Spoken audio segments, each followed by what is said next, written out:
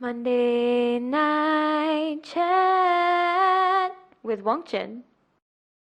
Brought to you by the Member of Parliament for Subang. Hi, welcome to Monday Night Chat episode 53. Last week we didn't have a Monday Night Chat because we usually shoot Monday Night Chats on a Thursday or Friday to give time for the interns to edit it. And last Thursday or Friday I was actually in Germany. So this week we're going to talk about GLCs as a policy Monday issue. We're going to answer 5 questions and then we're going to have the intern farewells.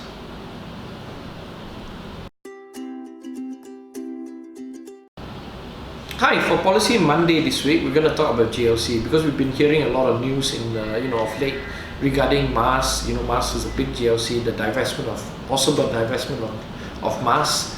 There's also talk about government need to sell land that is owned by GLC so that they can get better fiscal position.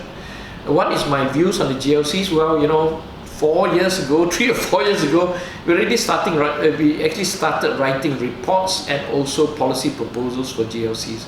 And my position on GLCs have not changed 3-4 years ago. You can read all the budget papers that I prepared for Pakatan Harapan, it's all there. GLC, to put it in a simple manner, is there are 3 basic issues. One issue is sectorial. What sector is the GLC in? Okay? If the GLC is involved in national interest or national security matters, then that should justify the fact that the GLC is there. Okay? For instance, highways, which is important for infrastructure, power generation, the water supply, ports, things that have great economic multiplier and is needed by the public, the GLCs can be there. Privatizing toll, privatizing water, all this kind of thing, those are the crazy ideas from the neoliberal people. We have inherited this problem. By right, the GLC should focus on that. Yeah. Sectors that the GLC should not focus on is like housing, unless you're doing public housing, right? Public housing, then it shouldn't be a GLC, it should be just direct government. So GLCs cannot be like mall developers or developers of township. Banking, arguable, half-half. You may want to have some GLC, like GLC owns banks like Maybank, they have a stake in CIB, understandable, but not controlling or not complete, right? So those are the issue first. First, which sector should GLC be in? National interest, national security. They should not be in housing. They should not be in those private sector because you'll be crowding out private sector. Number 2, the big complaint about GLC is management issues. This is where Professor Jomo, not Professor Jomo, the other one, Professor Terence Gomez has said time and time again, there should not be political appointment into GLCs. GLCs should be run professionally by people with merit and capability.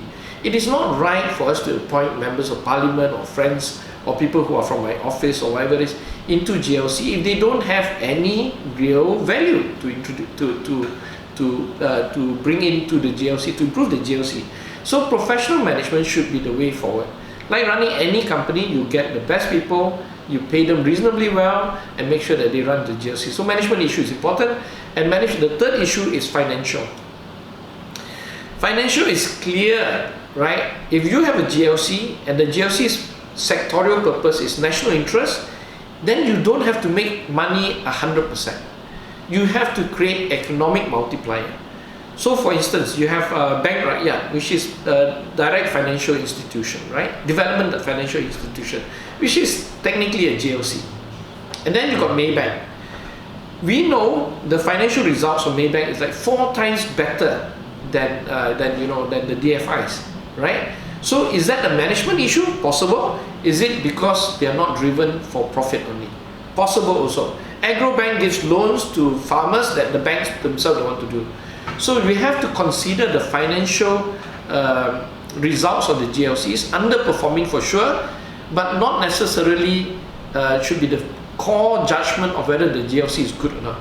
Okay, so I would imagine the banks that are doing developmental issues or development of agro-business or trades and stuff like that, they should at least hit half of the profitability level of a bank like CIB or Maybank, which is also technically a GLC because the government owns about 20 to 30% stake in it. Yeah, so we have to deal with the sectorial issue, we have to deal with the management issue, no corruption.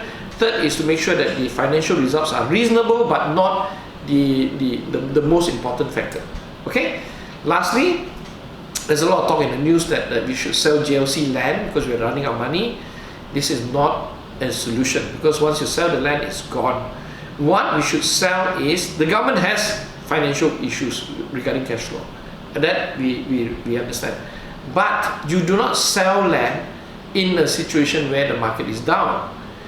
You can still borrow, the Malaysian government can borrow. I wouldn't recommend selling any land when you only sell land when the market is up. So wait a few years when the market recovers, sell land, get the maximum return for the GLC. Okay, that's it for GLC.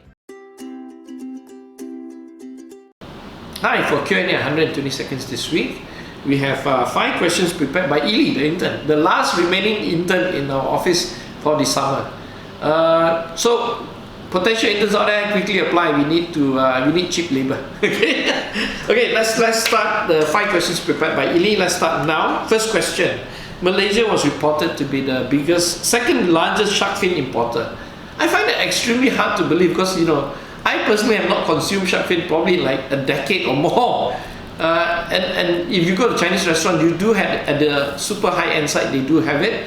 But this is an expensive product. I don't think this report is accurate.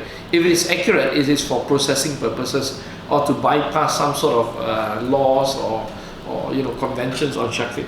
Okay. So I asked the authorities to dig in a bit deeper, and we do have to stop and say no to shark fin. Number 2, Malaysia and China is going to collaborate on immigration issues, because we have a lot of guest relations officers in Malaysia from China. They are usually under the guise of students or applying through. So the issue is this: we have a lot of private higher learning institutions out there, and most of these so-called illegal activities happen under that umbrella. So we have to crack down, not on the border itself, but to crack down on the intake of students from very dodgy higher learning institutions. Okay. Number 3, Malaysian citizenship for overseas kids to be resolved. Very good. We fully support this. But the bigger problem is the people who marry Malaysians who marry a non-Malaysian out of wedlock. That is a much bigger number. We should not punish the kids because of the flaws of their parents. Let's resolve that as well. Number 4, budget 2020. What is the outlook? We don't know yet because the government haven't briefed us, but I hope we will be briefed at one point. But to me, it's very clear. Budget 2019, this year's budget, was primarily about helping rich people. I want to see budget 2020 to help the poor. And very, very quickly, the last one, we're out of time, but I'll address it, is about body cameras. There's a proposal for body cameras to be used by police to stop corruption and also to stop abuse of power. Fully agree, because we actually wrote this report in February 2017. It's called Remedying Police Corruption. Go to wongchen.com, click through the report section, scroll down, you'll find one that was written in February 2017 called Remedying Police Corruption. That's it for Q&A this week.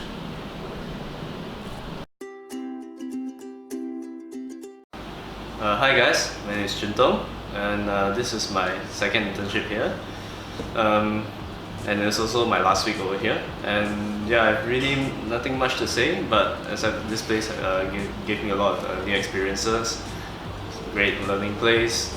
Interns and officers here are great, very nice people. And yeah, if possible, maybe you guys can try and apply here for an internship. And now I'll pass it to Vincent. Hi, so as Chintong just said, I'm Vincent. You may have seen me around in a couple of MNCs before. But yeah, this is, unlike Chintong, this is my first internship here.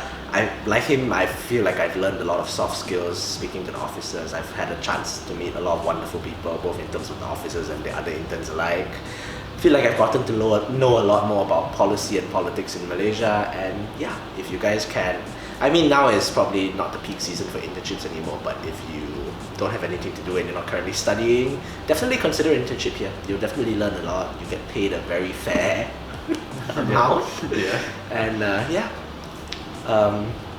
consider it. So see you guys around. Bye. Hi guys, my name is Illy. This is my final week here in the office as an intern. I only had a really short time being an intern here, but even within those days that I was here, I got to do a lot of different things. So in that short period of time that I was here, I was able to, you know, talk to the boss and have really meaningful conversations. I really appreciated the time that I had with the officers and the rest of the interns.